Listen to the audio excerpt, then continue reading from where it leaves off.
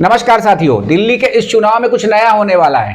हमारी टीम के पास कुछ ऐसे सर्वे आए हैं जिनके बारे में आप सोच भी नहीं सकते।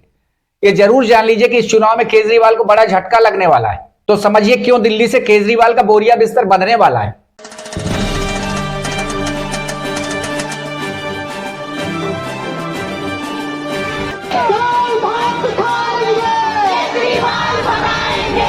दरअसल दिल्ली में 10 वर्षों तक सत्ता की मलाई खाने वाले केजरीवाल को सत्ता से हटाने का कारण बनने जा रहे हैं राहुल गांधी। सूत्रों से मिली जानकारी के अनुसार दिल्ली में कांग्रेस इस बार जोरदार प्रदर्शन करने जा रही है। कांग्रेस ऐसे ऐसे स्टार प्रचारक उतारने जा रही है जो अपने अपने क्षेत्रों के वोटरों को साधने का काम करेंगे।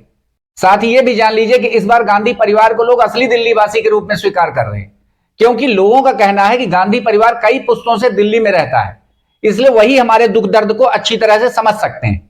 यानी लोग असली दिल्लीवासी राहुल गांधी को मान रहे हैं। तो आइए दिल्ली चुनाव के खेल को विस्तार से समझते हैं।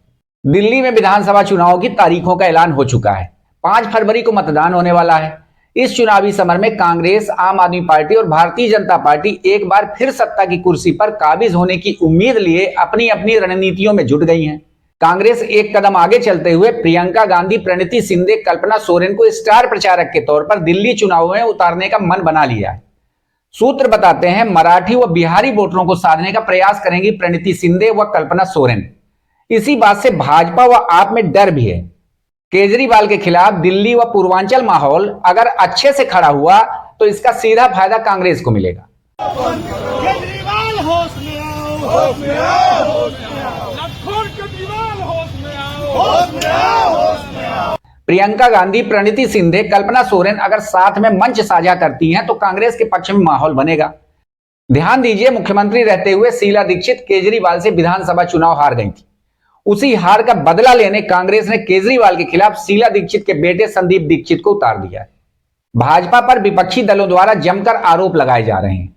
मुख्यमंत्री अरविंद केजरीवाल ने तो दावा किया है कि भाजपा जानबूझकर आपके समर्थकों के वोटर लिस्ट से नाम कटवा रही है। इनके जैसे झूठे और दोगले लोग नहीं है। कल मैं इलेक्शन कमीशन किस लिए गया था?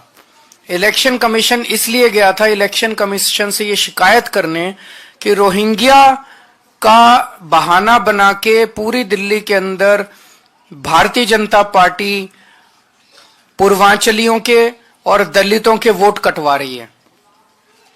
ये खुद ही जेपी नड्डा साहब ने संसद के अंदर कबूल किया था कि हम पूर्वांचली और दलितों के वोट कटवा रहे हैं। पिछली बार के चुनावों में जब भाजपा ने मनोज तिवारी, जिन्हें जनता मजाक में रिंकिया के पापा कहती है, उन पर दांव खेला था, तो अरविंद केजरीवाल ने भाजपा की उम्मीदों पर पानी फेर दिया था। अब एक बार फिर मनोज तिवारी नेतागिरी के मूड में है। आपको याद दिला दें कि मनोज तिवारी वही नेता है जिन्होंने एक बार मंच पर महिला शिक्षक का अपमान किया था। कहना चाहिए क्या? आप नौटंकी कर रहे हो कि ये कोई सरकारी कार्यक्रम? ये मजाक नहीं कर रहे हैं। आप सांसद को बोलोगे आप गाना गाओ? चलिए आप नीचे बैठिए, चलिए आप मंच से नीचे जाइए, इन पे कार्रवाई करो, ठीक है?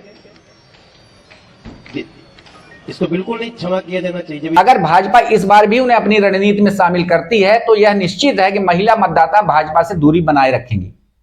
भाजपा के अन्य नेता भी महिलाओं के प्रति अपमानजनक रवैया अपनाते रहे हैं। हाल ही में भाजपा सांसद रमेश बिधूड़ी ने प्रियंका गांधी पर आपत्तिजनक टिप्पणी की थी। जैसे ओखले की सड़कें हमने बना दिए, संगम बिहार की सड़कें बना दिए, इसी प्रकार से कालकाजी भी सुधार कैंप के सामने वाली, बराबर वाली, अंदर वाली सारी की सारी सड़कें प्रियंका गांधी के गाल जैसे जरूर बना देंगे। बीजेपी वस्तुतः महिला विरोधी है और इसका प्रमाण वो बार बार देते हैं। बीजेपी के पूर्व सांसद और अब कालकाजी दिल्ली में उनके विधायक उम्मीदवार रमेश बिधूड़ी जी का प्रियंका गांधी जी के संदर्भ में दिया हुआ बयान न सिर्फ शर्मनाक है पर उनकी असली कुत्सित महिला विरोधी मानसिकता को दिखाता है। जिस आदमी ने सदन में खड़े होकर अपने साथी सांसद को गंदी गंदी गालियां दी हो और उसकी कोई सजा, उसका कोई खामियाजा न भुगता हो, उससे क्या ही उम्मीद की जा सकती है। यह वही बिधूड़ी हैं जिन्होंने संसद में एक मुस्लिम सांसद को खुलेआम गाली दी थी। क्यों ले रहे हैं? मोदी साहब सिरे नहीं ले रहे, सिरे ले रहे हैं देश के वैज्ञानिक। लेकिन भाजपा ने इस मुद्दे पर कोई कड़ी कार्रवाई नहीं की। भाजपा किसी भी हाल में सत्ता हथियाने के मूड में है। लेकिन उनके कुछ छुटभैया नेता पार्टी की छवि खराब कर रहे हैं। कांग्रेस जो दिल्ली की राजनीति में लगभग विलुप्त हो चुकी थी, इस बार अपनी पकड़ मजबूत करने की कोशिश कर रही है। कभी राहुल गांधी सब्जी खरीदते नजर आते हैं तो कभी आइसक्रीम खाते। एक बार तो वे कुली का भी रोल निभा चुके हैं। अगर राहुल और प्रियंका गांधी की जोड़ी को जनता पसंद करती है तो कांग्रेस इस बार मुकाबले में आ सकती है। कांग्रेस अगर मुकाबले में आती है तो जाहिर है केजरीवाल की सीटें कम होंगी। भाजपा भी कुछ सीटें तो इस बार पाएगी ही। तब कांग्रेस और केजरीवाल मिलकर सरकार तो बना लेंगे, पर मिली जुली सरकार कितने दिन चलेगी ये बड़ा सवाल है। कांग्रेस के वो बड़े नेता जो कभी सोशल मीडिया को नजरअंदाज करते थे, अब उसी के सहारे जनता तक अपनी बात पहुंचाने की कोशिश कर रहे हैं। इसकी वजह यह है कि देश का प्रिंट और इलेक्ट्रॉनिक मीडिया कांग्रेस को ज्यादा तवज्जो नहीं दे रहा है। ऐसे में कांग्रेस ने सोशल मीडिया को ही अपनी ताकत बनाया है।